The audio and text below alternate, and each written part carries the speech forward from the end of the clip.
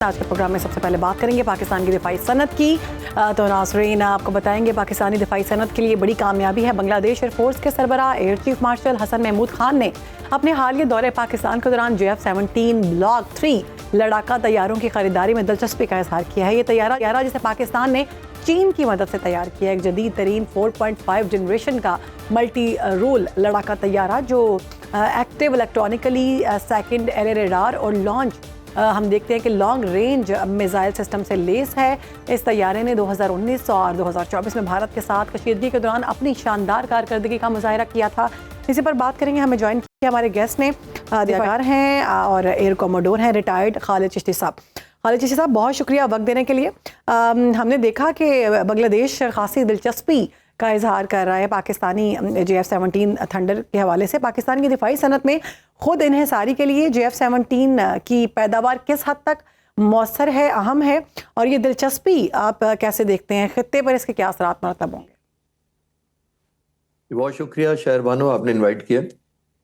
देखिए, JF-17 thunder एक pride ना सिर्फ इस कौम का इस पॉइंट ऑफ व्यू है कि ये बहुत कामयाब जहाज़ है और दुनिया की बड़ी फोकस है, लेकिन इससे भी बड़ा प्राइड ये है कि दुनिया में जो 192 मुल्क हैं, पाकिस्तान एयरफोर्स एक वाहिद एयरफोर्स है जिसने अपना फाइटर जहाज़ खुद बनाया।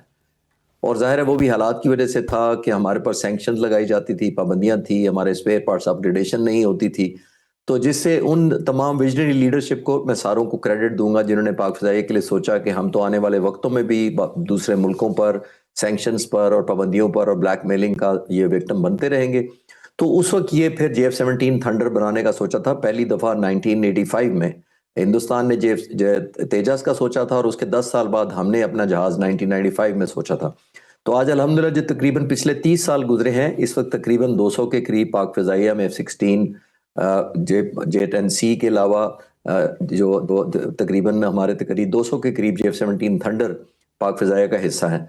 फिर हमने ये भी देखा, आपने जो बताया है कि अभिनंदन का जो वाक़या हुआ था फरवरी 2019 को, उस वक्त भी JF-17 थंडर का कलीदी किरदार था। और अभी भी मार्का हक में मई के महीने में जब 2025 में कॉन्फ्लिक्ट हुआ है तो बहुत ज़बरदस्त परफॉर्मेंस थी। और सबसे ज़्यादा प्राइड हम सबको उसमें लेते हैं जब इनके मिसाइल ने हिट किया था उनके S-400 मिसाइल को। जाहिर है वो बहुत ही अनयूजुअल एक स्ट्राइक थी, सुइसाइडल या वन वे मिशन हो सकता था क्योंकि बड़ा ख़तरनाक था। ये वो इसने हिट किया था S-400 को, जो कि 600 किलोमीटर की डिस्टेंस से तकरीबन 200 टारगेट्स को इंगेज करता है, ट्रैक करता है और फिर इंगेज करता है। तकरीबन 36 टारगेट्स को बहुत करीब आने के बाद वो शूट भी कर सकता है। और सबसे हैरान कुन और ख़तरनाक उस मिसाइल की जिसको मारा था JF-17 थंडर ने, कि वो ऑलमोस्ट 17,000 किलोमीटर की स्पीड से फायर करके दुश्मन आने वाले जहाज़ की तरफ बढ़ता है।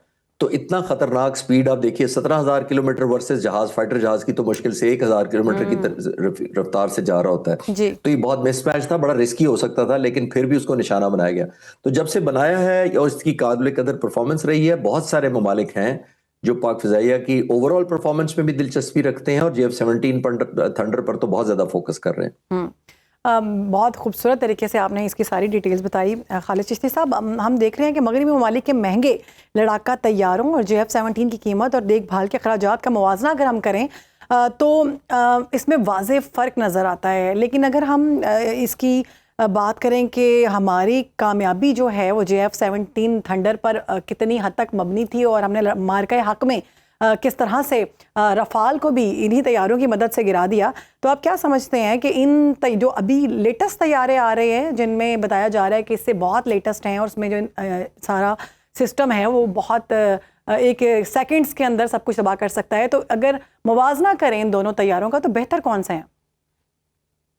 देखिए शहरबानो, हमने ये देखना होता है कि हमारी डिपेंडेंसी किसी और मुल्क पर अगर ना हो तो हम वन ऑफ द बेस्ट, अगर लीडिंग दुनिया में हम उसकी कॉपी या उसके मुतबादिल ना भी बना सकें, तो हमने ये देखना होता है कि सबसे ज़्यादा कॉस्ट इफेक्टिव जहाज़ है, सबसे ज़्यादा इकोनॉमिकल उसको बनाना है। हमारी डिपेंडेंसी ख़त्म हो जाती है दुश्मन पर, और सबसे ज़्यादा ये है हमारी ब्लैकमेलिंग या नेशनल इंटरेस्ट पर कहीं कॉम्प्रोमाइज़ हमें नहीं करना पड़ता। अभी जो दुनिया भी हमारे जहाज़ों में इंटरेस्ट ले रही है, JF-17 थंडर और बांग्लादेश का आपने जिक्र किया, उसकी बुनियादी क्राइटेरिया ही यही होता है। नंबर 1, अगर बांग्लादेश हमें अप्रोच कर रहा है, वो चाहता है नंबर 1 वो देखेगा कि इस जहाज़ की JF-17 थंडर की परफॉर्मेंस क्या है, यानी इसका इंजन कैसा है, इलेक्ट्रॉनिक्स कैसी है, वेपन कौन से कैरी करता है। दैट्स नंबर 1 जो क्राइटेरिया वो देखते हैं। नंबर 2 वो देखते हैं कि इकोनॉमिकली वायबल है, यानी जो उनका बजट है उसके अंदर उतने जहाज वो खरीद सकेंगे ताकि अपने डिफेंस को अपग्रेड कर सकें।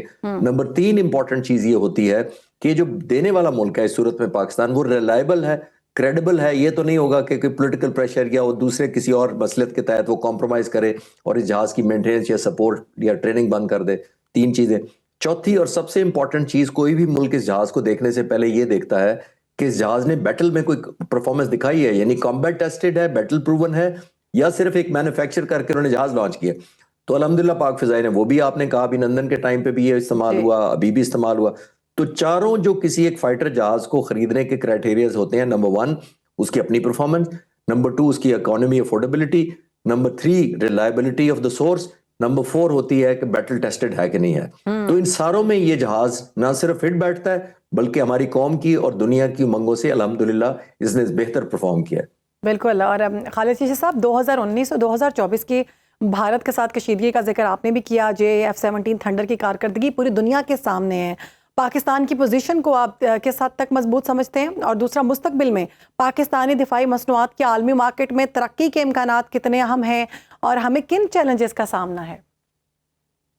देखिए शहरबाना, दुनिया आपकी तरफ तब रुजू करती है जब आपने काबिल कदर कोई परफॉर्मेंस दिखाई हो, कोई एलिमेंट ऑफ प्राइड हो आपके कॉम्बैट में। और अल्हम्दुलिल्लाह हमारे पास अल्लाह के फजल के बाद बहुत ज़बरदस्त परफॉर्मेंस हुई है मुसल्लह अफवाज की, एयरफोर्स की पर्टिकुलरली दुनिया मुतरफ है।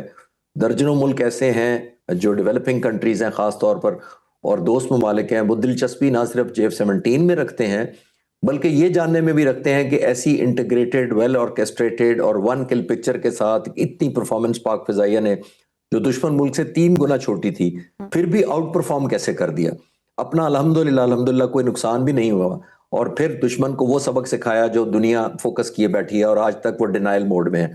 तो हम ना सिर्फ रेलिवेंट है और एक डायमेंशन पर काम नहीं कर रहे। जो अभी सरबराह है air chief marshal Zaheer Ahmed Babar Sidhu, उन्होंने कोई 18 न्यू इंडक्शन की है पिछले 3 सालों में, पहले 3 सालों में, जिसका मतलब ये है कि वो मल्टी डायमेंशनल अचीवमेंट करना चाह रहे हैं। और अभी बहुत सारी पाइपलाइन में ऐसी डेवलपमेंट्स और टेक्नोलॉजीज हैं जिसका अभी नेशनल सेंसिटिविटी की वजह से हम शेयर नहीं कर पाएंगे, लेकिन अल्हम्दुलिल्लाह आने वाले वक्तों में डिफेंस की जो ओवरऑल हमारी इंडस्ट्री है, पर्टिकुलरली जो एयरफोर्स रिलेटेड हमारे जो डोमेन्स हैं, जिसमें साइबर कमांड है, मल्टी डोमेन ऑपरेशन है, national aerospace science and technology park है, ड्रोन और अनमैन्ड एरियल व्हीकल की फील्ड है, इसमें पाक फिजाइया ने एस्ट्रोनिशिंग तरक्की की है अल्हम्दुलिल्लाह। तो आई थिंक दुनिया भी वही देखना चाह रही है कि हमने ये ऑर्केस्ट्रेट कैसे किया, ट्रेनिंग कैसे देते हैं, और net at the end of the day एक पूरी कौम का एक इंस्ट्रूमेंट ऑफ लीवर कैसे बन गया, पाक फिजाइया बन गई, वो देखना चाहते हैं और सीखना भी चाहते हैं। बिल्कुल। और जिस तरह हमने देखा कि कामयाबी जो है पाकिस्तान को, सारा सेहरा पाकिस्तान के सर में गया और मार्का हक में